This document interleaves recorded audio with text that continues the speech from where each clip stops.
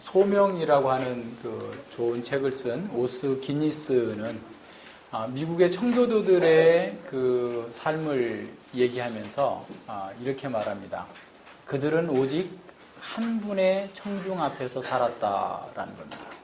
자, 무슨 말이냐면 오직 하나님 한 분만이 자신의 삶을 바라보는 것처럼 하나님께서 우리를 감독하고 있는 것처럼 매사에 행했다라는 거예요. 그러니까 그들이 어떤 선행을 행하든 자선을 행하든 그 어떤 일을 하든지 간에 자신의 개인적인 삶에서 무엇을 하든지 간에 다른 사람을 의식하지 않고 다른 사람이 어떻게 보느냐를 따지지 않고 오직 하나님 앞에서 오직 하나님 한 분 앞에서 내가 이 일을 행한다라고 하면서 살아왔다라는 거죠. 자, 우리가 그렇게 산다면 우리가 모든 만나는 일에서 하나님의 뜻이 무엇인지를 알고 그 하나님 한 분에게 신실하게 살고자 한다면 우리는 지금보다도 훨씬 더 능력 있고 거룩하고 아름다운 삶을 살아갈 수 있을 것입니다. 바울 사도는 골로새서 3장 23절과 24절에서 이렇게 말씀합니다. 무슨 일을 하든지 마음을 다하여 주께 하듯 하고 사람에게 하듯 하지 말라. 이는 유업의 상을 주께 받을 줄 알미니 너희는 주 그리스도를 섬기느니라. 가정에서 자녀들을 양육하고 가르치는 것 또한 주님을 섬기는 자세로, 직장에서 우리에게 주어진 일을 다 하는 것을 통해서도 주님을 섬기는 자세로, 우리가 만나는 모든 사람들과 교제하고 대화하고 어떤 일을 할 때에도 주님께 하듯 하는 그런 삶을 사는 것이 바로 한 분의 청중 앞에서 우리가 사는 것이다라는 것을 보게 됩니다. 예수님과 사도들이 수많은 반대와 적대적인 상황에 직면했을 때 그들이 어떻게 대응했고 어떻게 반응했는지를 생각해 보는 것은 우리에게 큰 유익을 줍니다. 바울과 바나바가 비시디의 안디옥에서 쫓겨난 후에 남동쪽으로 쭉 내려와요. 쭉 내려오는데 거의 160km 가까이 내려와서 이고니온이라고 하는 도시를 만나게 됩니다. 그러니까 그 사이에도 조그마한 도시들이 있었겠죠. 그 조그마한 마을 같은 데서도 복음을 전했겠지만 거기는 회당도 없었을 테고 등등의 그 복음 전할 만한 여건이 안 됐기 때문에 쭉 내려오다 보니까 이제 160km까지 내려와서 이고니온에 이르게 된 것이죠. 그 이고니온은 역시 헬라 도시인데 거기가 기온도 온화하고 천연 자원이 많았다고 그래요. 천연 자원이 많고 주변에 농토가 아주 잘 발달되어 있어서 상당히 번성한 그런 도시였던 것 같아요. 그래서 그 도시에서 이제 복음을 전하게 되는 겁니다.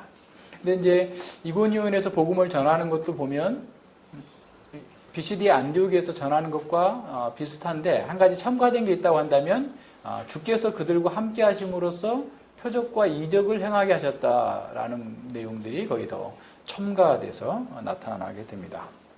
그래서 역시 이고니온에서도 복음을 듣고 믿는 사람들은 아주 열광적으로 기쁨과 감사함으로 받아들이지만 믿지 않는 자들은 대적하고 반대하면서 어떻게든 악감을 품고 그들을 죽이고자 하는 방식으로 나타나고 있음을 보게 됩니다.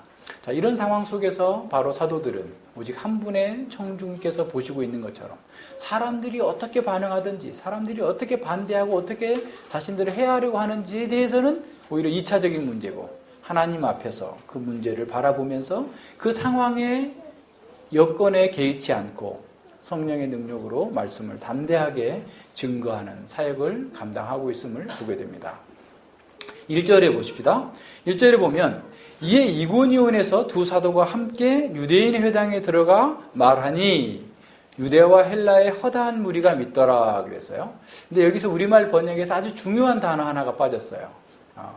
이와 같이라는 말이에요. 회당에 들어가 이와 같이 말하니라는 말이니까 그 가로 열고 이와 같이라고 써둬야 됩니다.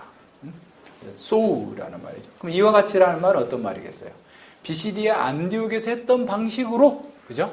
비시디의 안디옥 회당에서 율법서를 읽고 선지서를 읽고 역사서를 읽고 그런 다음에 쭉 말씀을 증거했던 것처럼 여기서도 마찬가지로. 그러니까 번역한다면 이렇게 번역하죠. 바울과 바나바는 이고니온에서도 전과 마찬가지로 유대인들의 회당에 들어가 설교하였습니다.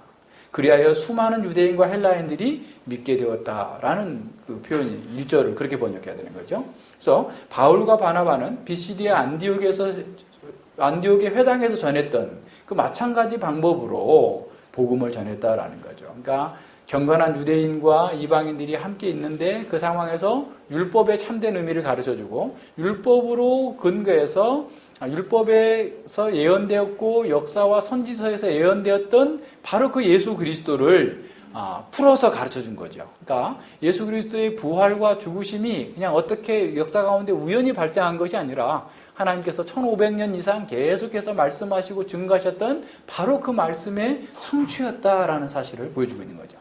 다시 말하면 구약 성경을 해석하고 그 해석된 진리의 말씀을 가지고서 예수 그리스도를 증거하고 그것을 사람들에게 적확하게 적용해 주었다라는 거예요. 그것이 첫 번째 마찬가지로 이와 같이라는 의미예요. 두 번째는 어떤 것이겠어요? 자, 온유하고 그러니까 지난주에 봤던 것처럼 성중의 상태를 잘 분별해서 지혜롭고 순결하고 온유하고 두려움으로 겸손하게 부드러운 태도로 그들에게 복음을 전했다라는 사실을 같이 생각해 봐야 됩니다. 그러니까 이와 같이라는 말이 바로 그런 거예요. 그래서 바울은 고린도전서 2장에서 자신이 복음을 전할 때 어떤 자세와 태도로 했는지에 대해서 아주 명확하게 밝히고 있어요. 어떤 목사님은 바울은 어떻게 설교해야 되는지 가르치지 않았다라고 얘기하는데 전혀 그렇지 않아요. 지금 얼마나 분명하게 선언해 주고 있어요. 고린도전서 2장 찾아보세요. 2장 1절로 4절 보면 자, 형제들아, 내가 너희에게 나아가 하나님의 증거를 전할 때, 하나님의 말씀을 전할 때, 복음을 전할 때 말과 지혜의 아름다운 것으로 하지 아니하였다 그랬어요. 자, 말과 지혜의 아름다운 것은 당시로 말하면 수사학이에요. 수사학. 웅변수를 얘기하는 거예요. 그러니까 로마 시대에 출세하려면 수사학을 해야 돼요. 오늘 우리 시대에 출세하려면 뭘 해야 돼요? 일단은 영어는 기본이고, 그죠? 예. 뭐 법학? 요새 변호사가 또 별로 답이 없어서. 의사가 되기 위해서 뭘 또 해야 돼? 뭐? 의학? 예. 요새는 모든 것이 다 돈으로 통해가지고, 돈 있으면 돼, 그죠? 예. 이렇게 돼버렸는데, 로마 시대에는 수사학을 못하면 아무것도 못해요. 지식인에 끼지도 못하고, 관리도 못되고 아무것도 못돼요. 근데 바울은 수사학의 대가입니다. 아주 수사학을 잘 구사할 수 있는 사람이에요. 그러니까 쉽게 말하면 말 잘하는 사람이에요. 탁월한 응변수를 가지고 있는 사람인데도 불구하고 그걸 쓰지 않았다라는 거예요.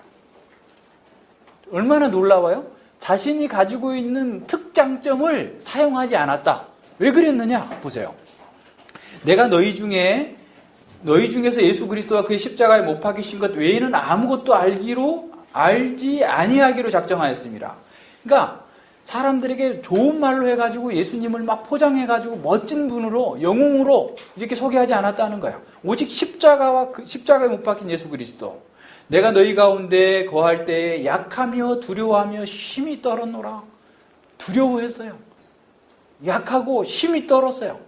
내 말과 내 전도함이 지혜에 권하는 말로 하지 아니하고 다만 성령의 나타남과 능력으로 하여 너희 믿음이 사람의 지혜에 있지 아니하고 다만 하나님의 능력에 있게 하려 하였노라 그랬어요. 무슨 말입니까? 내가 말 잘해서 너희들이 믿은 것이 아니고 그래서 나는 일부러 말을 어눌하게 했다. 일부러는 아니겠죠. 일부러 그냥 어른하게 하기보다 그냥 평범하게 말씀을 전했다라는 거예요. 그래서 이제 앞서 1장에서 나오는 것은 내가 선포했다. 십자가에 미련한 것을 선포했다라고 하나. 이 선포했다라는 것은 현수막으로 거는 것처럼 보여준다라는 거예요. 그러니까 그럴 정도로 담백하게 전한 거예요. 어떤 인간적인 방법이나 인간적인 태도 쓰지 않고 우리 지난주에 봤던 것처럼 순결하게 전한 거예요. 방법에 있어서도 순결하게 전했다는 거예요. 근데 심히 두려워하면서 전했어요.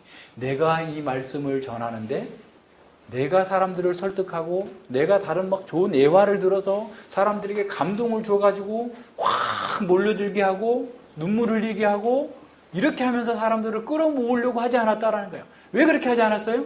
그들의 믿음이 성령의 능력과 나타남으로만 하나님의 능력 가운데서 그들이 믿었다라는 것을 알게 하기 위해서 진리를 담백하게 전했다라는 겁니다. 바울은 유대인에게는 복음이 꺼리끼는 것이고 헬라인에게는 미련하다라는 것을 너무나 잘 알고 있는 사람이에요. 유대교에 능통했고 헬라 문학과 철학에 능통했던 사람이에요. 그래서 이 사람들에게 어떻게 하면 잘 먹힐 수 있을까를 너무 누구보다도 더 잘 아는 사람이에요. 유대인들에게 어떻게 하면은 이게 꺼리끼지 않고 들어갈 수 있을까? 헬라인들에게는 정말 세계 최고의 지혜라고 쌓여져 가지고 전달될 수 있을까에 대해서 너무나 잘 아는 사람이었어요. 그럼에도 불구하고 바울 사도는 전혀 그렇게 하지 않았다라는 겁니다. 사람들에게 맞춰서 메시지를 부드럽게 하거나 사람들에게 맞게 그 메시지가 잘 수용되도록 날카로운 것들을 다 빼고 전하지 않았다라는 거예요. 분명하게 그 얘기를 하고 있습니다. 수사하게 대가였지만 화려한 웅변수를 동원해가지고 사람들의 감정을 자극해서 십자가를 감상적이고 아름다운 이야기처럼 들려지도록 하지 않았다라는 거예요. 바울은 그 복음의 내용과 복음을 전하는 모든 방식에서 두렵고 떨림으로 했어요. 두렵고 떨림이 있어야 돼요. 하나님의 말씀을 가볍게 전하는 사람은 그 사람은 정말 이 하나님의 말씀을 모독하는 거예요. 두려움이 있어야 됩니다. 갈수록 두려워져요. 내가 하나님 말씀을 바르게 전하고 있는가? 하나님 말씀을 바르게 해석하고 적용하고 있는가에 대한 두렵고 떨림이 있어요.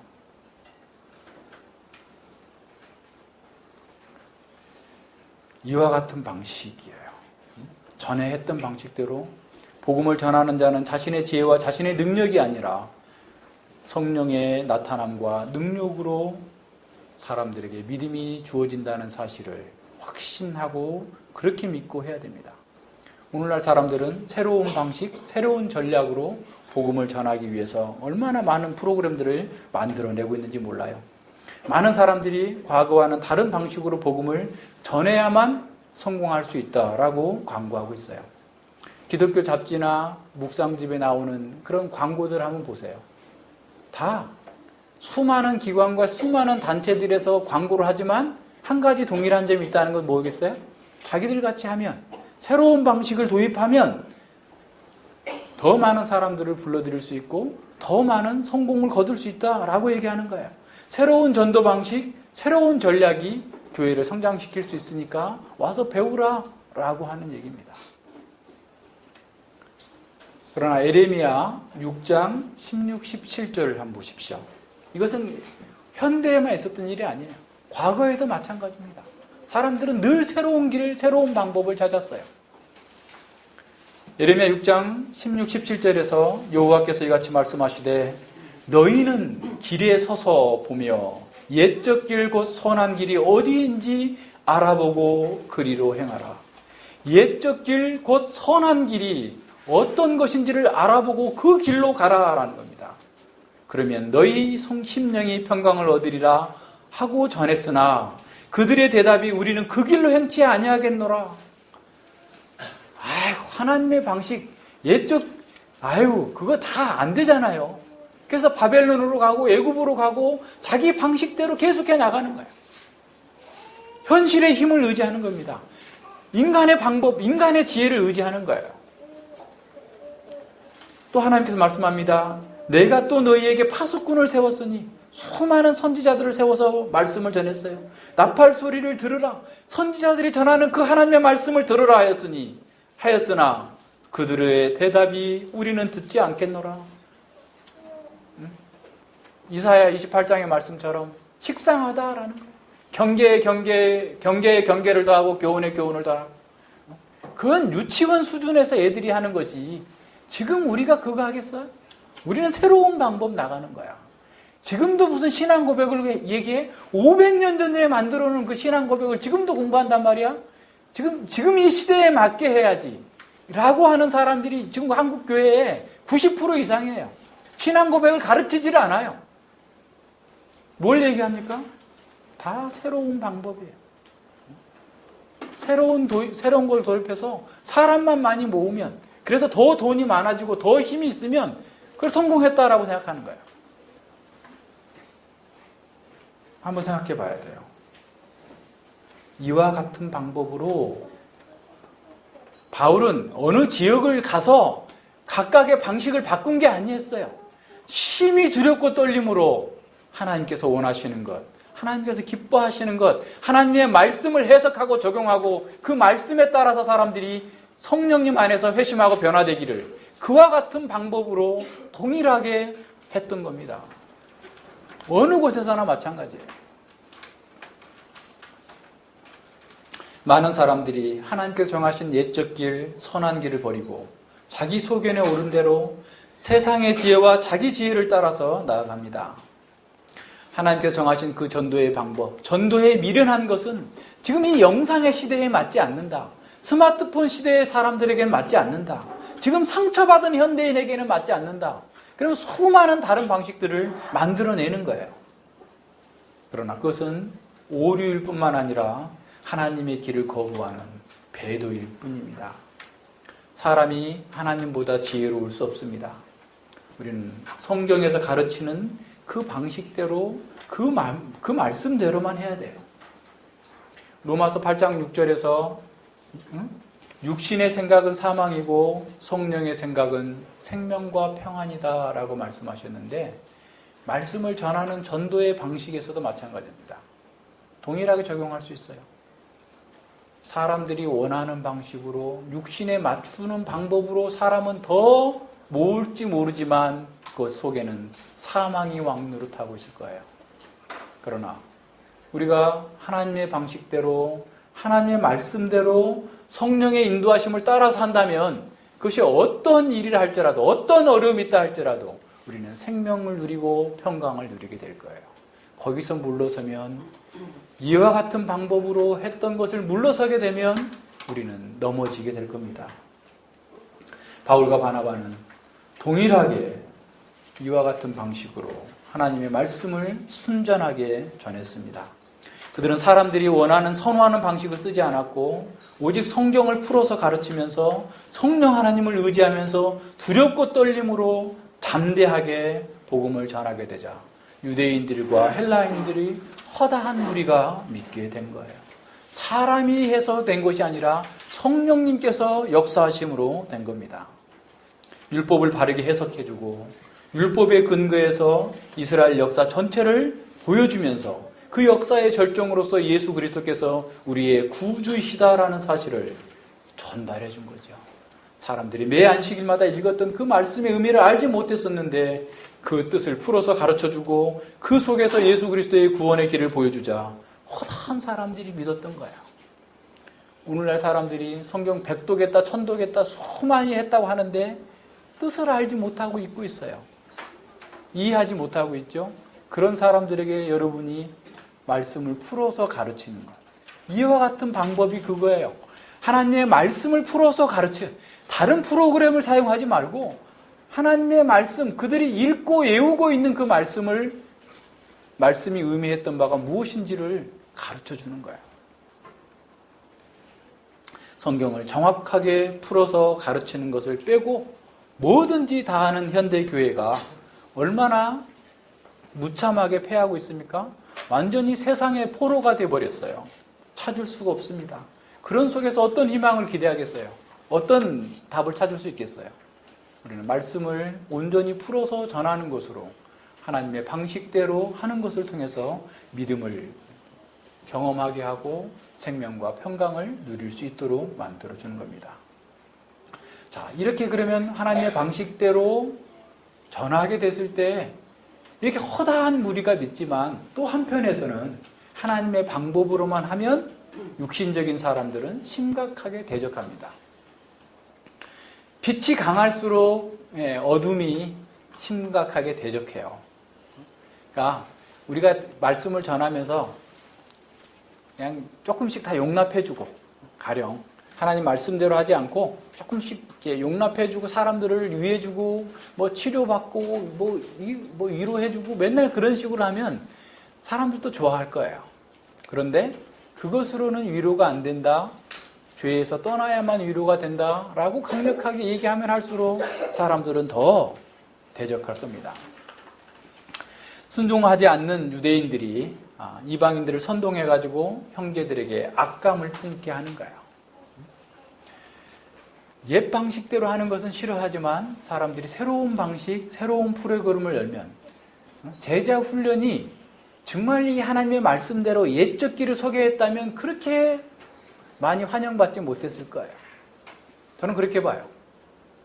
근데 제자 훈련이 사람들의 육신의 욕방, 욕구, 적절하게 사람들의 필요를 채우는 것처럼 보여줬기 때문에 사람들이 그렇게 인기가 있었던 거예요. 그런데 제자는 아무도 될 수가 없어요. 되지 않았어요. 왜 그래요? 그게 하나님의 방식이 아니었기 때문에 그런 거예요. 육신의 생각은 사망이에요. 육신의 방법은, 세상의 방법은 사망입니다. 바울과 바나바는 어떤 사람들의 어떤 대적에도 불구하고 거기서 멈추지 않았습니다. 오히려 오래 머물면서 주를 힘있게 힘입어서 담대하게 복음을 전했습니다. 그러자 주님께서는 그들의 손을 통해서 표적과 기사를 행하심으로 말미암아서 그들이 전하는 하나님의 말씀이 참된 진리라는 사실을 확증해 준 것이죠. 그래서 히브리서 2장 1절로 4절에서 바로 이걸 말씀해 주고 있어요. 사도들이 전했을 때 주께서도 함께 하셔서 다양한 표적과 이적들을 행하게 하셨더라 라고 말씀하고 있죠. 그래서 이 주님의 표적과 기사는 항상 말씀이 진리라는 사실을 확정해 주기 위한 그런 도구였어요. 예수님께서도 마찬가지고 제자들에게도 마찬가지고. 자, 오늘날 우리에게도 하나님의 말씀이 진리다라고 하는 사실을 전하면서 막 표적과 기사가 일어난다면 얼마나 좋겠어요. 근데 지금은 그렇게 하지 않아요. 왜 그렇죠? 이미 하나님의 말씀이 진리라는 사실이 확정되어 있기 때문에 그런 거예요. 자, 이것이 이미 확정되어 있음에도 불구하고 또 다른 기적과 이적을 추구하는 것은 이미 와 있는 하나님의 말씀을 진리로 받아들이지 않는 것이 돼요. 무슨 말인지 아시겠죠? 그래서 우리는 이 하나님의 또 다른 표적을 추구하는 것이 아니라 지금 주어진 이 말씀에 내가 확정적으로 반응하는 거예요. 믿음으로 반응하는 겁니다. 그러면 그거보다 더 큰 표적이 우리 안에 있어요. 이따 볼 거예요. 자, 4절에 보죠. 자, 성례의 무리가 나뉘어 유대인을 쫓는 자도 있고 두 사도를 쫓는 자도 있는지라 그랬어요. 그러니까 이고니온에서도 이 BCD 안디옥에서처럼 사람들이 두 도시가 그냥 도시에서 두 분류로 나눠져 버린 거죠. 유대인을 믿지 않는 유대인을 따르는 사람이 있고 사도를 따르는 사람들이 있어요. 그런데 그 거역하는 자들이, 믿지 않는 자들이 관원들, 세상의 힘을 동원해가지고 오히려 핍박하고 괴롭히게 되고 심지어는 돌로 쳐 죽이려고까지 하는 거예요. 그러니까 계속해서 그들이 반대하고 대항하고 해도 끝까지 물러서지 않고 복음을 전하고 담대하게 교회가 승리해 나가니까 이제는 물리력을 사용해가지고 죽이고자 할 때 그때 바울과 바나바가 피하는 거예요. 지혜롭게 피하는 거죠. 그러니까 적절한 때를 분별하는 거예요. 야, 너희서는 더 이상 안 되겠다 싶을 때 떠나고 움직이는 겁니다. 그래서 누스드라와 더베로 가서 복음을 전하게 됩니다. 자, 우리는 이 짧은 본문에서 두 가지 중요한 원리를 발견해야 합니다.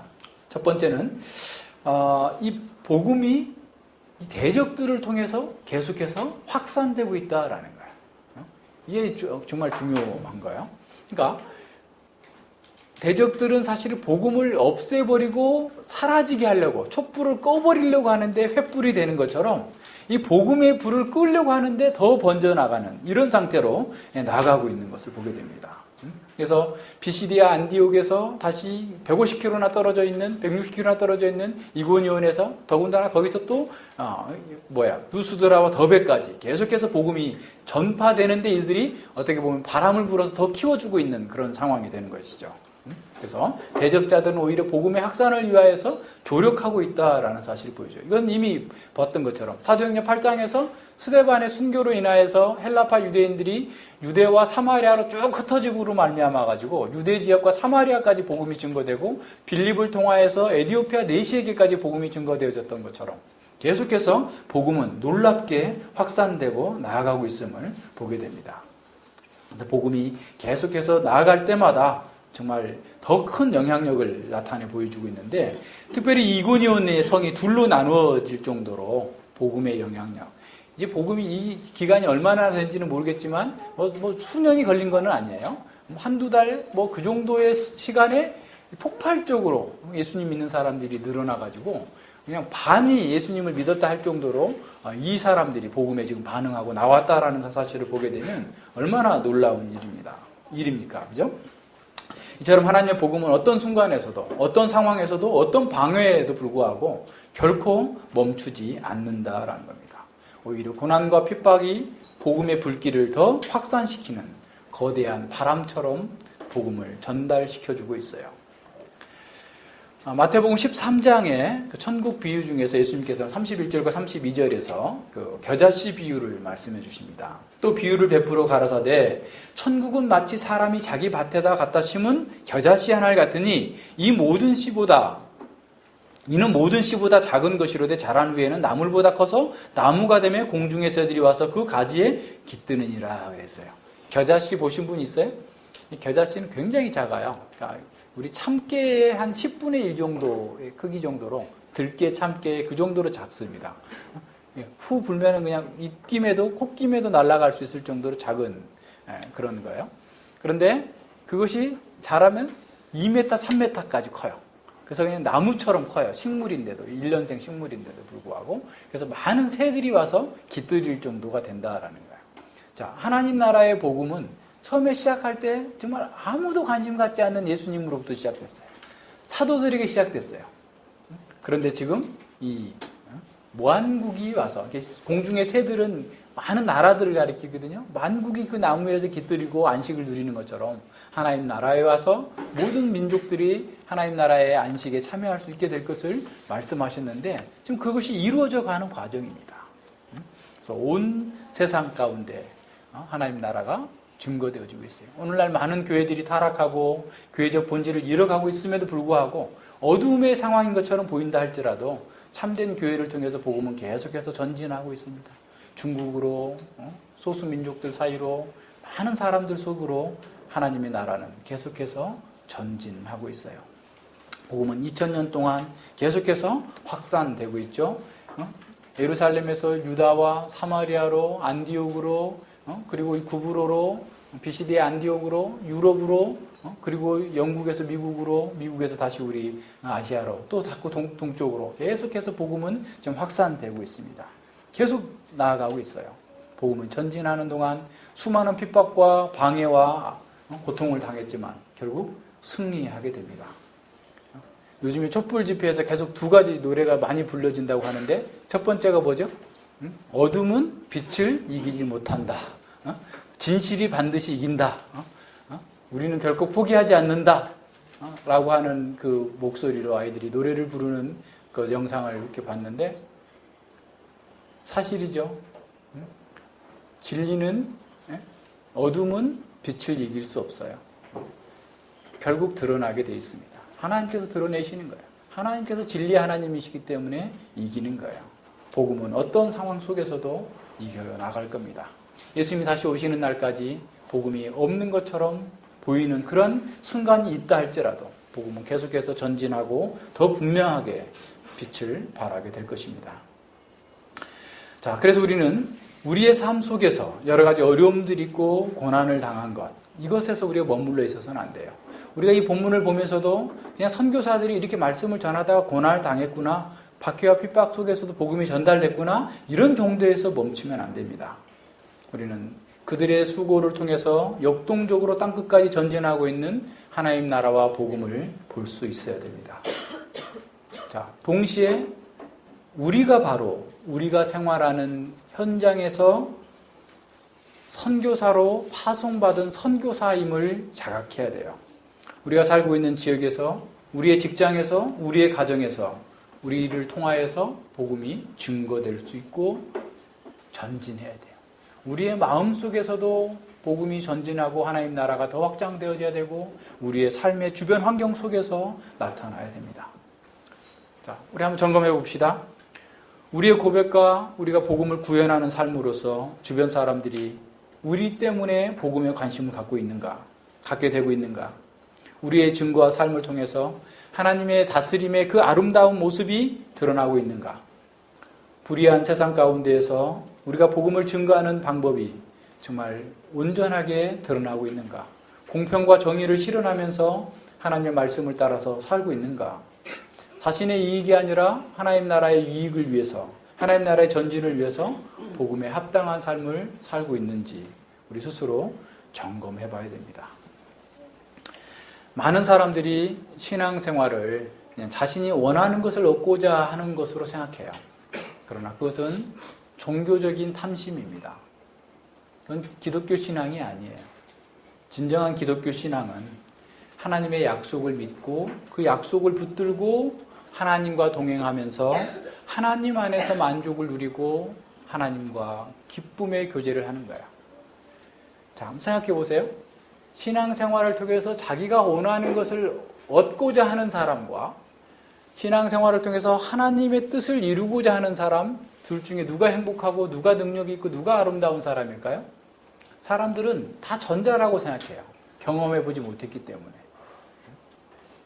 근데 우리가 소원하는 것보다 하나님과 동행하는 것이 우리에게 가장 큰 복이에요.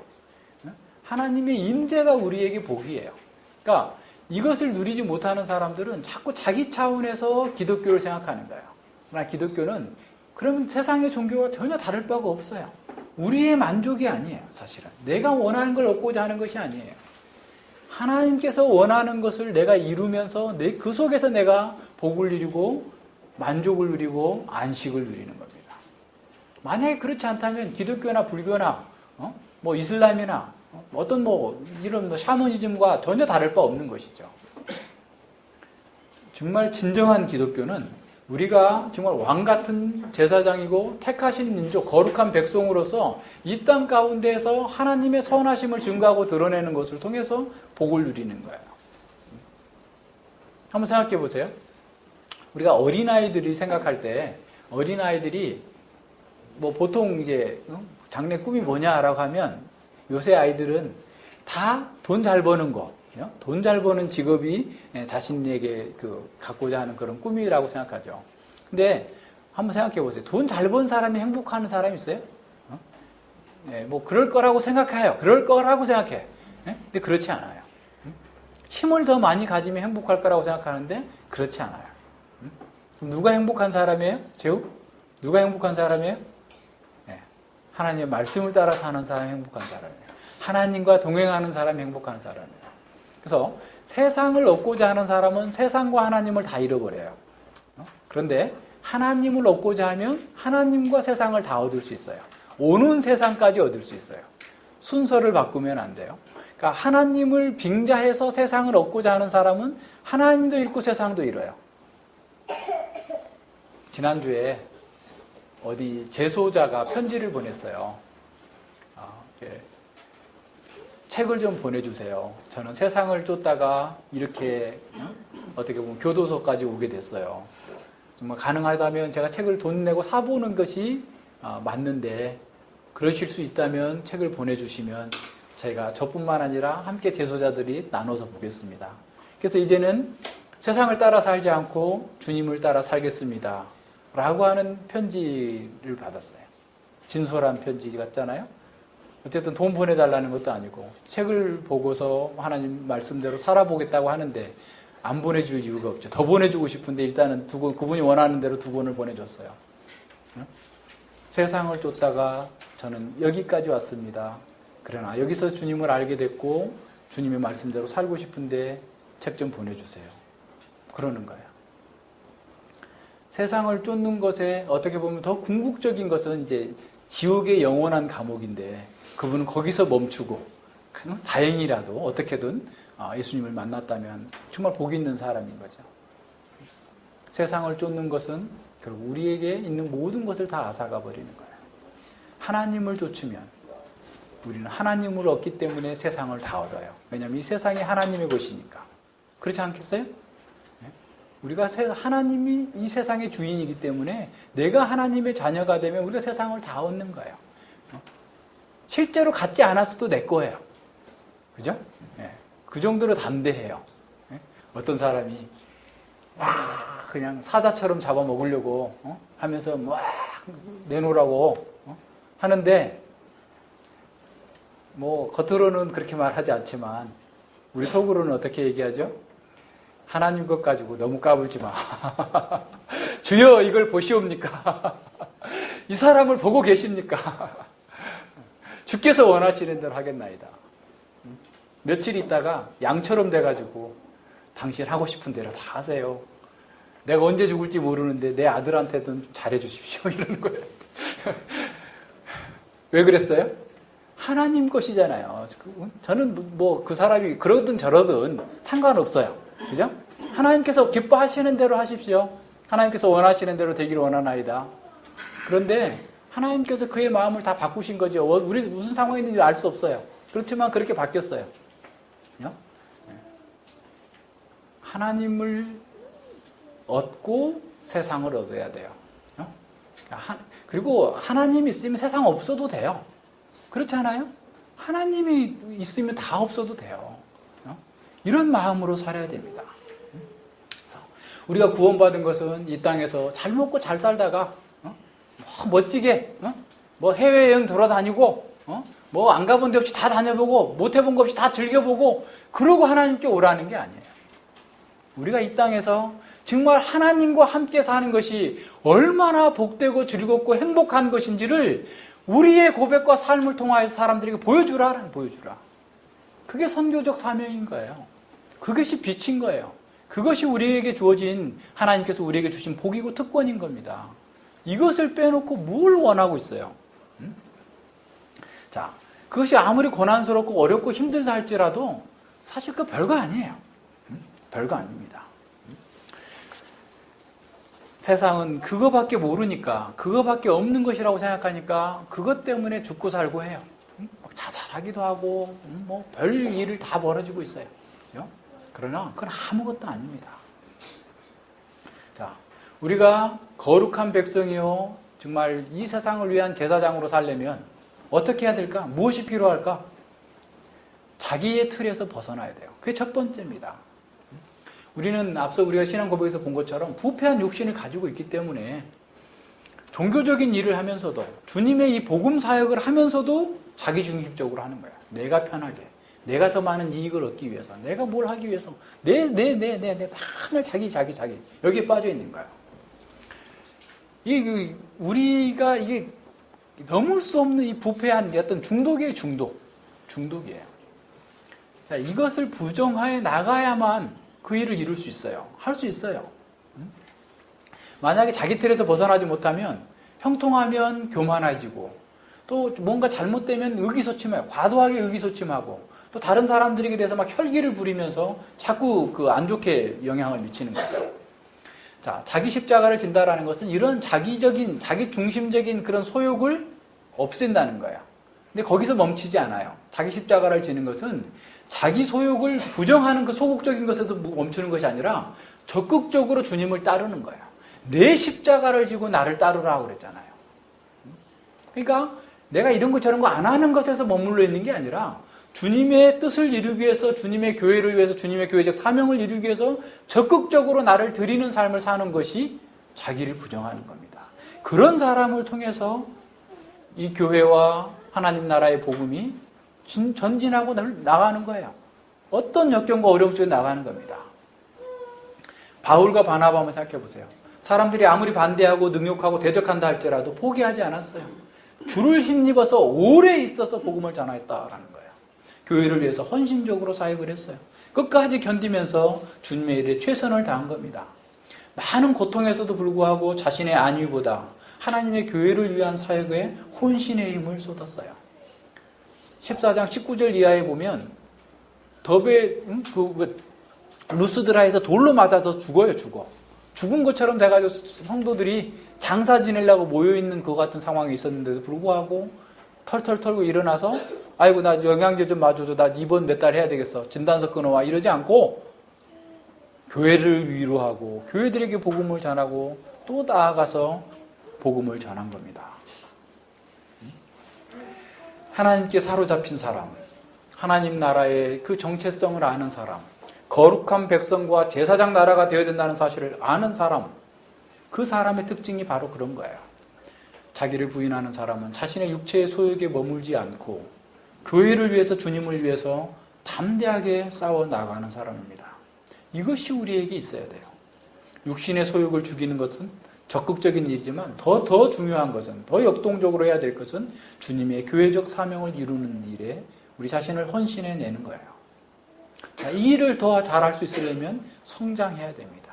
그러니까 자기를 부정하고 그리고 성장해야 돼요. 경건과 하나님을 아는 지식에서 성장해야 됩니다. 모든 생활에서 균형이 잡히고 조화로운 삶이 돼야 돼요. 게으름과 방종, 너저분한 삶의 방식들을 다 제거해야 됩니다. 성장하지 못하면 나도 해롭지만 다른 사람들도 해롭게 해요. 공동체 전체에도 영향을 미칩니다. 성장해야 돼요. 자라가야 돼요. 그래서 디모데후서 2장 1절로 4절에 보면 이렇게 말씀합니다. 바울은 내 아들아, 디모데에게 말하는 거죠. 그러므로 내가 그리스도 예수 안에 있는 은혜 속에서 강하고, 그리스도 예수 안에 있는 은혜 속에서 강해져라 라는 거예요. 내가 많은 증인 앞에서 들은 바를 충성된 사람들에게 부탁하라. 그러니까 말씀을 너가 배운 것처럼 너 누군가에게 가르치고 또 그 사람이 또 누군가를 가르칠 수 있도록 하라는 거예요. 저희가 또 다른 사람을 가르칠 수 있으리라. 내가 그리스도의 좋은 군사로 나와 함께 고난을 받을지니, 야, 지금도 고난받고 있는데 나와 함께 또 고난을 받으라는 거예요. 지금도 고생하고 있는 사람한테 나와 함께 더 고생하자. 지금 이렇게 말씀하고 있어요. 주님의 복음을 위해서, 주님의 교회를 위해서 사는 것은 단지 그냥 편안하게 휴식과 안식을 즐기는 것으로 되어지는 것이 아니라 복음 안에서 고난을 받는 것을 오히려 자청하고 즐거워할 수 있는 사람으로까지 어떻게 하라? 자라가야 된다. 애들의 특징은 어떤 거예요? 힘들면 안 하려고 해요. 포기하는 게 어린이의 특징이에요. 우리의 신앙의 특징도 그래요. 좀 하다가 힘들면 포기해. 이런저런 핑계를 만들어. 이런 것이 될 때까지, 저런 것이 될 때까지 다 하면서 다 빼먹어. 이리 빼먹고 저리 빼먹고 다 빼먹어요. 어린아이와 같은 신앙이에요. 그러나 우리가 성장하면, 은혜에서 강하다면, 고난이 있다 할지라도 고난 때문에 그 일을 안 하겠다가 아니라 그럼에도 불구하고 오래 있어 주의 복음을 담대하게 증거하는 거예요. 어려움을 예상하고 가능하고 그 어려움을 돌파할 수 있는 능력을 갖게 해달라고 기도하면서 그 일을 해나가는 거예요. 이것이 지금 우리가 자라가야 되는 일이에요. 강해야 돼요. 거룩함에서 성장해야 됩니다. 진리 안에서 우리는 점점점 자라가야 돼요. 우리의 마음이 고양돼야 돼요. 은혜의 말씀 가운데에서 자라고 지정의가 온전한 균형을 이루어야 돼요. 진리를 통해서 우리의 정서가 따르고 의지가 올곧게 나아갈 수 있도록 계속해서 자라가야 돼요. 우리 안에 이러한 강력함이 있을 때 우리가 진정으로 강한 사람이 되는 거야. 강한 교회가 되는 겁니다. 교회는 많은 사람이 있어서 강한 것이 아니라, 많은 돈이 있어서 강한 것이 아니라, 거대한 건물이 있어서 강한 것이 아니라, 이렇게 은혜 안에서 강한 사람들이 있을 때 강한 힘을 발휘하고 강한 능력으로 사명을 감당할 수 있게 되는 겁니다. 그래서 우리 안에서 이런 내적인 균형이 있어야 돼요. 조화가 있어야 됩니다. 그래서 하나님의 일을 잘 감당할 수 있고, 그래야만 마귀에게 틈을 주지 않아요. 견고한 군대 속에는 다른 사람들이 들어오지 않아요. 우리 4층에 이제 아이들이나 어른들이 올라가서 이제 슬리퍼를 받고 신고 나가고 이렇게 하는데, 나갈 때 좀 잘 정리해 놓으세요. 그냥 팍 던져놓고 가고, 어떤 사람은 세미나실에도 있고 어디 뭐 부엌에도 있고 뭐 다 한 장씩 떨어져 있어요. 아마 어린 아이들이 그렇게 하는 것 같은데, 전에 어떤 분이, 이영자 성도님이 그랬나 모르는데, 집에 신발이 올곧게 다 이렇게 반듯하게 세워져 있으면 도둑이 왔다 덜어 간대요. 응? 이 집은 너무 정리가 잘 돼 있어서 자기가 털어봐야 어디서 찾을 게 없다, 이렇다는 거예요. 무슨 말인지 이해하시겠어요? 그러니까 집이 막 흐트러져 있으면 이 사람도 제대로 관리 안 된 사람이니까 쉽게 뭔가를 찾아낼 수가 있는데, 신발이 딱딱딱 정리되어 있으면 이 집은 항상 정리되어 있는 집이라서 해봐야 별 소득이 없겠다, 이렇게 생각을 한다는 거예요.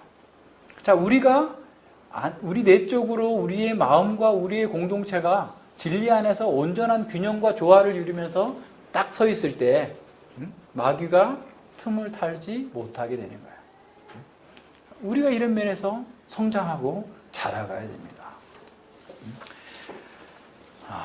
어떠한 반대나 또 억압에도 핍박에도 굴하지 않고 우리에게 주어진 사명들을 감당할 수 있는 그런 능력과 지혜가 우리가 더 충만케 되어져야만 이 사명을 잘 감당할 수 있는 거죠.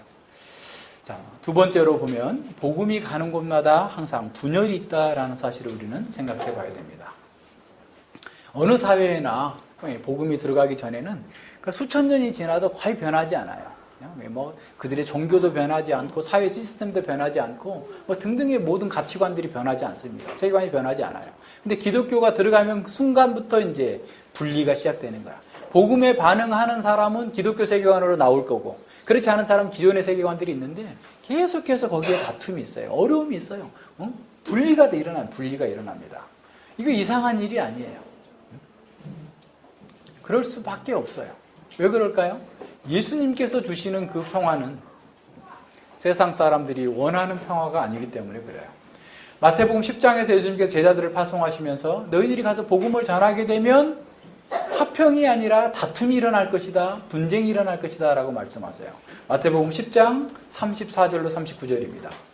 내가 세상에 화평을 주러 온 줄로 생각지 말라. 화평이 아니오 검을 주러 왔노라. 내가 온 곳은 사람이 그 아비와 딸이 어미와 며느리가 시어미와 불화하게 하려 함이라. 사람의 원수가 자기 집안 식구리라.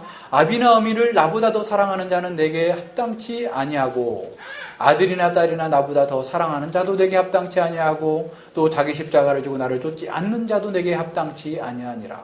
자기 목숨을 얻는 자는 잃을 것이요 나를 위하여 자기 목숨을 잃는 자는 얻으리라 라고 했어요.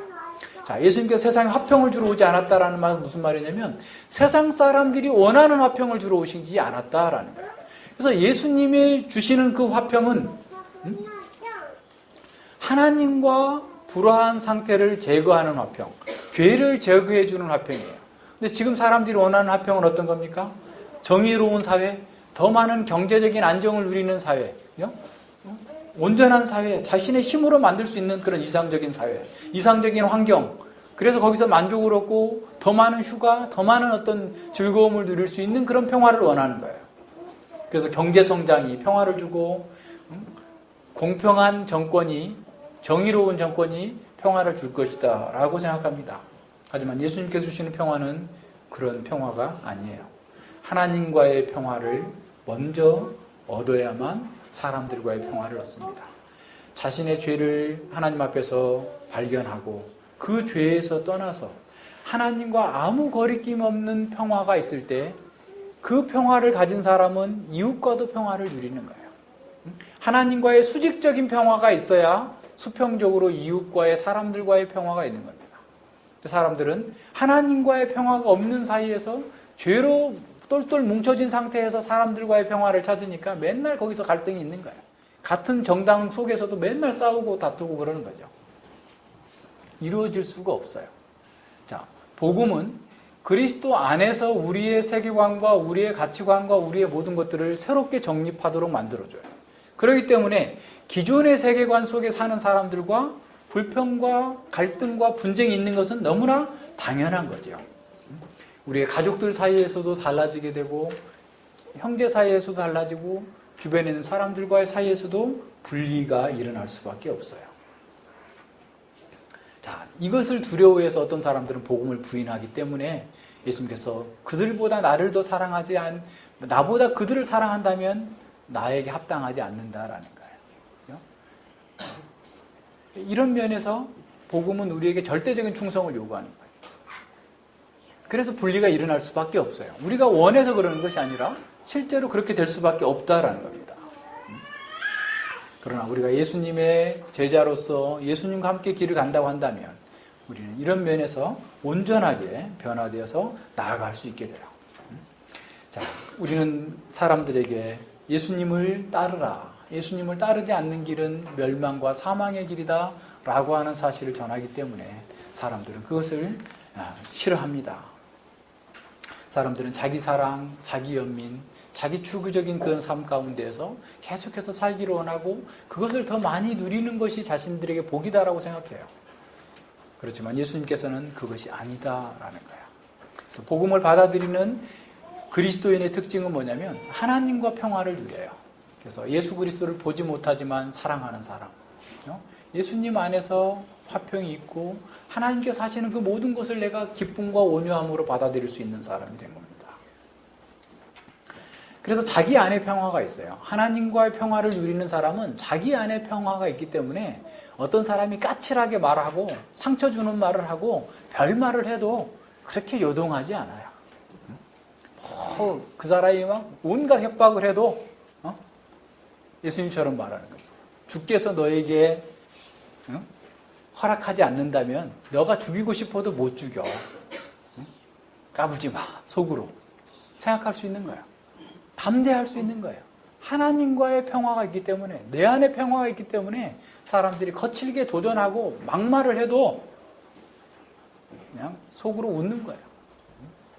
견딜 수 있는 거예요. 근데 하나님과 화평이 없는 사람은 딱딱하니까, 마음이 딱딱하니까 상대가 딱딱하게 하면 같이 딱딱하게 부딪히는 거죠. 서로 상처 주고 싸우고 갈등하는 거예요. 그러니까 우리 안에 평화가 있어야 돼요. 하나님과의 화평을 누릴 수 있어야 돼요. 하나님과 평강을 더 깊이 누리면 누릴수록 우리는 사람들을 잘 대할 수 있어요. 승리할 수 있어요. 복음이 주는 바로 그거예요. 그래서 우리는 복음 안에서 정말 온갖 어려움과 고난과 반대를 직면한다 할지라도 오히려 그것 때문에 낙심하거나 좌절하지 않아요. 오히려 기뻐하면서 인내하면서 끝까지 우리의 일을 할 수 있는 겁니다. 데살로니가 교회 성도들처럼 믿음의 역사와 사랑의 수고와 소망의 인내를 가지고서 그 모든 것들을 잘 견디면서 이겨나가는 거야. 자, 우리가 세상과 분리되었다라는 것은 바로 이런 데서 나타나는 거예요. 세상 사람들이 어떻게 부딪히고 어떻게 달라들고 어떻게 대적한다 할지라도 우리는 믿음의 역사, 사랑의 수고, 소망의 인내 가운데에서 우리의 삶으로서 그 믿음의 역동성을 드러내는 겁니다. 예수님께서 천국 비유 중에서 말씀하신 것 중에 하나가 누룩 비유예요. 누룩은 눈에 보이지도 않아요. 가루 서말 속에 조금 한 주먹 넣는데 전체를 다 부풀게 하는데 요란한 소리가 나는 것도 아니고 대단한 운동이 벌어서 이러는 게 아니라 소리 없이 본질을 바꿔버리는 거예요. 우리 안에 하나님 나라의 복음이 들어왔다면 막 으쌰으쌰 막 저 광화문 가가지고 촛불 해가지고 그렇게 해서 하나님 나라의 운동이 이러는 게 아니라 우리의 마음의 변화가 있는 거예요. 우리의 딱딱한 마음이 변화되고 우리 속에서 하나님 나라가 이루어짐으로 말미암아서 세상이 바뀌는 혁명적인 일들이 벌어지게 되는 겁니다. 우리의 삶의 목표와 방식, 우리의 세계관이 하나님 나라 중심으로 바뀌게 될 때 우리는 변화되는 거예요. 다른 사람들과 전혀 다른 사람으로 바뀌게 되는 겁니다. 자, 그렇기 때문에 변화되지 않는 사람들과 충돌이 있는 것은 어쩔 수 없는 일이에요. 우리는 그걸 바라지 않지만 그들이 그걸 충돌해 오는 것에 대해서는 어쩔 수 없는 일입니다. 그래서 우리는 그런 사람들의 그런 상황을 이해하면서 또 견디면서 적절하게 복음을 전해줄 수 있는 그런 사람들이 되어야 됩니다. 자, 우리가 복음 안에서 분명한 변화를 겪으면 겪을수록 복음의 원리를 따라 살면 살수록 세상과 달라질 것입니다. 하지만 우리는 이런 세상을 정죄하고 무시하고 교만에 빠져서는 안 됩니다. 그건 또 다른 타락이고 그것은 또 다른 외식이 되는 거예요. 우리는 그런 세상을 긍휼히 여기면서 그런 세상을 그리스도의 마음으로 바라봐야 됩니다. 그러나 무조건 그들이 원하는 대로 해주는 것이 그리스도의 마음으로 하는 것이 아니라 정당하게 따뜻하게 해주되 그 외식하는 자들에 대해서는 외식을 드러내고 잘못된 것에 대해서는 분명하게 그들의 위선을 폭로하면서 해야 돼요. 예수님과 바울이 했던 것처럼 사도들이 했던 것처럼 그렇게 해야 됩니다. 그러면서 그들이 만약 계속해서 죄에 머물러 있다면 더 큰 위험이 있을 것을 경고해 줘야 됩니다. 냉철한 마음, 긍휼한 마음 가지고 세상을 향하여서 분명하게 진리를 증거하고 나타낼 수 있도록 해야 됩니다. 그런데 이것이 교회 안에서도 동일한 현상이 나타나요. 진리로 인한 분열과 갈등이 교회 안에도 있습니다. 말씀을 따라서 바르게 섬기려고 하는 사람과 세상과 육신적인 방식으로 교회 일을 하려고 하는 사람들 사이에는 갈수록 거리가 멀어져요. 같은 교회에서도 마찬가지예요. 세상의 방식을 따라서 세상에서 원하는 것들을 해나가는 교회들은 자꾸 그런 식으로 나갈 거고, 말씀 안에 있는 교회의 말씀을 따라서 바르게 하고자 하는 사람들 속에서는 점점점 거리가 멀어지게 됩니다. 그러니까 진리 안에서 성장하는 사람들은 무엇이든지 간에 하나님의 말씀과 성령의 인도하심을 따라서 가려고 하지만 자꾸 인간적인 유익, 인간적인 방법, 세상적인 것을 자꾸 가지고 와서 뭔가를 추구하려고 하는 사람들과는 자꾸 분리할 수밖에 없는 상황이 필연적으로 나타날 수밖에 없어요. 그래서 교회 안에서도 이러한 분열과 갈등이 있을 거다라는 사실을 어떻게? 우리는 미리 알고 있어야 돼요. 그래서 육신적이고 세상적인 방식으로 세상을 바라보고 교회적 사역을 하려고 하는 사람들이 교회의 리더십의 중심에 들어오지 못하도록 해야 돼요. 많은 개혁교회들이 그런 어려움들을 겪어요. 이걸 분별하지 못해가지고 그런 분들이 리더십에 들어와가지고 교회가 분열하고 위기에 처하기도 해요. 그러니까 우리가 잘 있어야 돼요. 성도들이 중요해요. 18세기, 19세기에 그 화란 개혁교회에 아주 그 유명한 두 명의 지도자가 있는데, 한 분은 드콕이라는 목사님이고 한 분은 아브라함 카이퍼예요. 근데 이분들이 원래 자유주의자들이었어요. 목사였는데 자유주의자였습니다. 이 사람들이 변화된 게 누구 때문에 변화된 줄 아세요? 성도들 때문에 변화됐어요.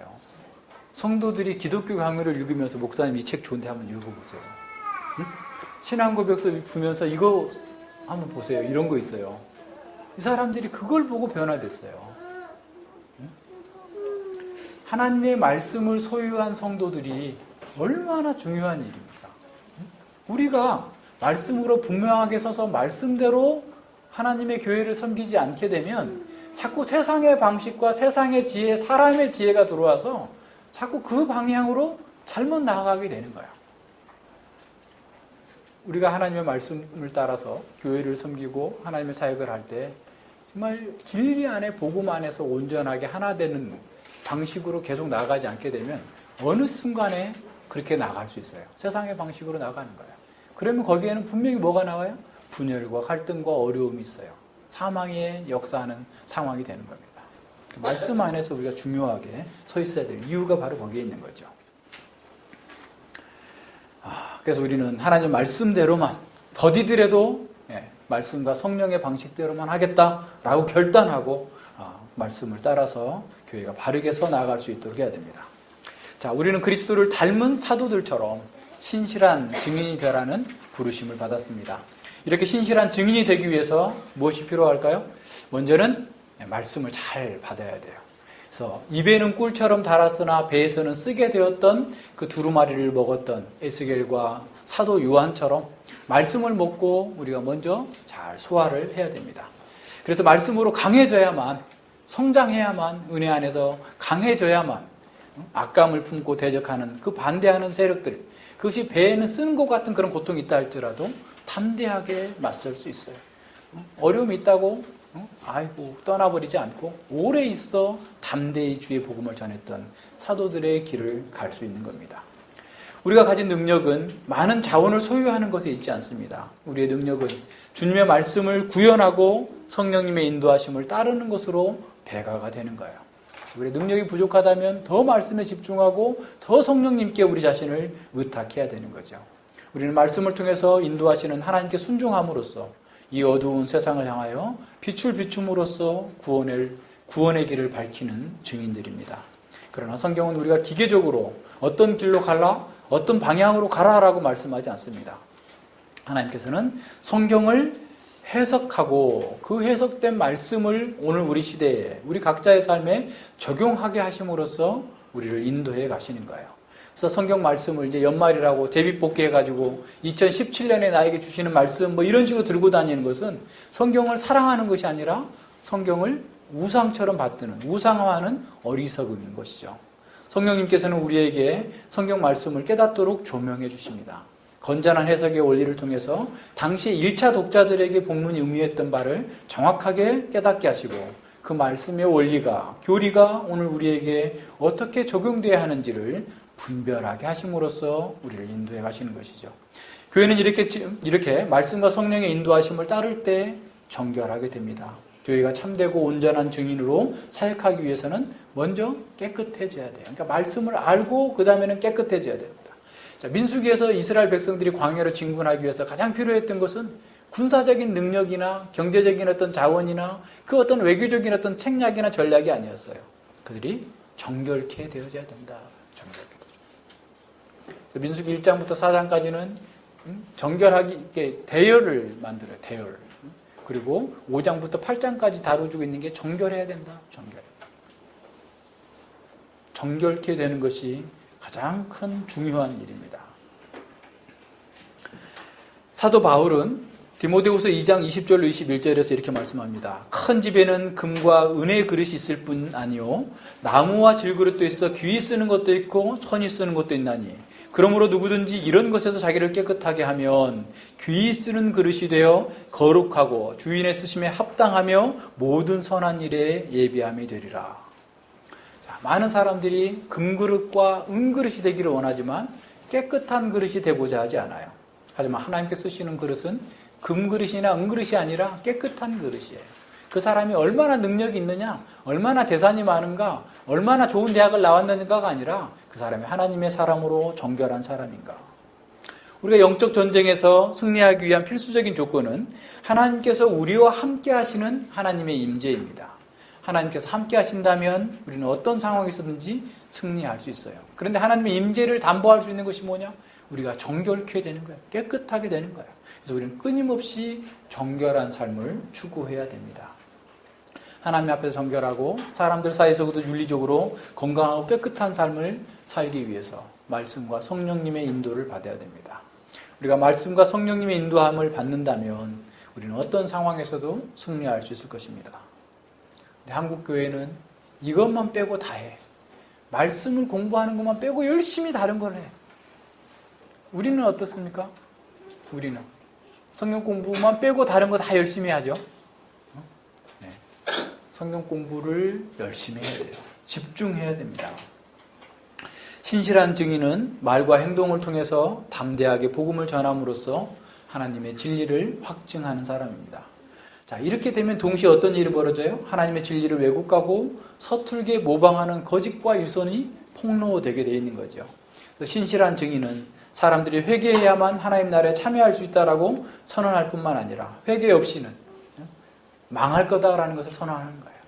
그런데 오늘날 회개 없는 번영의 복음, 회개 없는 치료의 복음, 회개 없는 구원의 복음이 인기를 끌고 있어요. 그러나 죄와 회개가 전제되지 않는다면 복음이 해결해야 될 것은 사실상 아무것도 없습니다. 복음이 할 수 있는 일은 없어요. 따라서 참된 증인이 진정으로 성공했느냐 안 했느냐를 분별하는 기준은 회심자의 규모가 아니라 얼마나 많은 사람들을 모았느냐가 아니라 변함없이 지혜롭고 순결한 자세로 이걸 증거했느냐라는 사실입니다. 교회는 새 언약의 공동체로서 마지막 때 두 증인으로 부르심을 받았어요. 요한계시록 11장에 나오는 두 증인이 바로 교회입니다. 이 두 증인은 자신들이 전하는 메시지에 합당하게 살았습니다. 그들은 하나님의 말씀을 예언하는 선지자임을 입증하는 표로서 베옷을 입었어요. 베옷은 선지자들이 입는 옷이었고 베옷을 입는다는 것은 심판이 임했을 때 정말 애통하는 표정이고 고통하는 그런 의미였습니다. 슬픔과 비참함을 그리고 회개를 요청하는 그럴 때 입는 옷이 베옷이었어요. 자, 교회의 선지자의 사역은 바로 베옷을 입은 것처럼 죄인들의 임박한 멸망을 예상하면서 슬픔과 애통하는 마음으로 회개의 복음을 전하는 것입니다. 요한계시록의 두 증인이 사역하는 1260일은 환난의 기간이며 교회가 이 세상에서 적그리스도의 공격을 받으면서도 증거하는 기간입니다. 두 증인이 증거하는 그 기간은 예수님의 승천 때부터 예수님의 재림 때까지 기간이에요. 두 증인의 사명은 이 적그리스도의 공격으로 인해서 오는 온갖 어려움과 고통을 이기기 위해서 하늘로부터 오는 하늘의 능력, 하나님의 능력을 입어야만 감당할 수 있는 것입니다. 그래서 요한계시록에서 그 두 증인이 묘사하는 그 중요한 단어가 바로 뭐냐면 능력이라는 말이에요. 11장에서 능력이라는 것이 계속 나옵니다. 두 증인은 구약에서 행했던 위대한 두 선지자 모세와 엘리야를 염두에 두고 있어요. 그 요한계시록 문맥에서 보면, 그래서 요한계시록의 두 증인은 구약의 두 선지자를 상기시키는 방식으로 심판의 기적적인 표적들을 행합니다. 두 증인은 사람들이 선호하는 새로운 길, 새로운 구원의 방식, 새로운 프로그램이 아니라 옛적 길, 정말 십자가의 전도에 미련한 것과 같은 선한 길만을 보여주었습니다. 그렇다면 오늘날 우리 교회는 모세와 엘리야와 같은 선지자적인 증거의 사역을 감당하는 그런 선교 공동체에 이어만 합니다. 그러나 그것은 그저 입술로만 말씀을 전하는 것이 아니라 모세처럼 물이 변하여 피가 되게 하는 것 같은 그런 기적이나 엘리야처럼 하늘을 닫아 비가 오지 않게 하는 그런 능력을 소유하고 있어야 돼요. 자, 그와 같은 능력은 우리의 복음을 증거하는 그 현장 속에서 드러나야 되는데, 눈에 보이는 물리적이고 어떤 표적적인 그런 권능이 아니라 어떤 압박과 반대에도 불구하고 흔들리지 않을 수 있는 내적인 권능을 가져야 됩니다. 사람들이 다 새로운 길로 몰려간다 할지라도 우리는 옛적 길을 고집하면서 고난을 감내하는 거예요.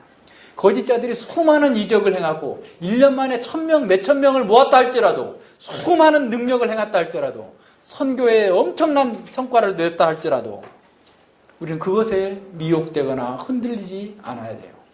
오히려 복음만을 강하게 붙들고 있는 그러한 능력이 필요합니다. 하나님의 말씀을 겸비한 그런 능력, 이것이 우리의 능력의 비결이고 그러한 능력을 가져야만 됩니다. 뿐만 아니라 우리 자신의 육신의 연약함, 우리의 지혜의 어리석음 때문에 포기하거나 대적자들의 악한 행동이나 그 강한 반대 때문에 이 막중한 사역을 중단하지 않을 수 있는 그런 능력이 필요한 겁니다.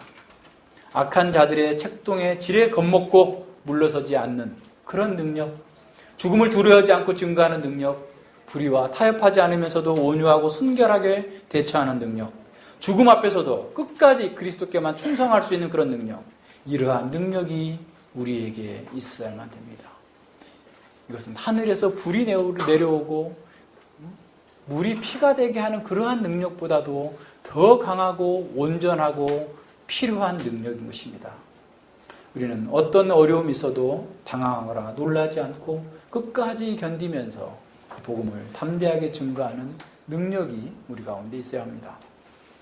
우리는 하나님께서 역사를 주관하시니 주께서 원하시는 대로 이루어 주시옵소서라고 기도하면서 담대하게 우리의 길을 가야 됩니다. 우리가 가고자 하는 길이 주의 뜻을 이루는 것이라면 우리는 더 이상 혼자 가는 길이 아닙니다. 우리끼리만 가는 길이 아닙니다. 우리는 주님과 함께 하기 때문에 다른 그 어떤 것을 두려워할 필요가 없습니다. 우리가 두려워해야 될 것은 주님의 길, 신실한 증인의 길에서 벗어나는 것은 아닌지 삼가 두렵고 떨림으로 자기를 살펴야 됩니다. 따라서 우리는 주님의 뜻이면 제가 어디도 가고 이것도 하고 저것도 하겠습니다. 저를 통해서 오직 주님의 영광만이 나타나길 원합니다. 주께서 이 온 세상의 주인이심을 제가 증거하는 이 사역을 통해서 주님 나타내 주시옵소서라고 기도하면서 우리에게 주어진 일을 해야 됩니다. 우리 교회의 선교적 사명은 바로 이러한 하나님의 경륜을 성취하는 것이기 때문에 우리는 하나님의 무한하신 능력을 힘입을 수 있고 그로 인해서 이룰 수 있습니다. 세상에 자원을 더 많이 가진 외적인 능력이 아니라 우리 안에서 주님을 신뢰하는 내적인 능력, 어떤 상황에서도 복음을 명확하게 선포하고 복음의 길에서 떠나지 않고자 하는 그러한 믿음이 이 모든 것들을 이루어 줄 것입니다. 이런 능력이 없이는 주님의 일을 감당할 수 없습니다. 자, 이런 일을 위해서 개혁교회는 항상 말씀과 성령으로 개혁되어져야 됩니다. 이렇게 개혁하는 교회는 지금까지 승리해왔고 앞으로도 승리할 것입니다. 우리는 하나님과 어린 양의 승리를 증언하는 사람들입니다. 교회입니다. 우리는 하나님께 신실하고 이웃들에게 진실한 베옷을 입은 증인으로서 이 불의한 세상 가운데에서 죽음과 같은 절망과 고통 속에서 아우성치고 있는 사람들에게 구원의 복음의 줄을 던져줘야만 합니다. 예수님의 생명을 소유한 사람은 바로 이렇게 세상 속에서 세상을 구원하기 위해서 고난을 당할 수 있겠지만 오히려 그리스도의 영광에 지금부터 영원까지 참여하는 복을 누리고 있는 것입니다.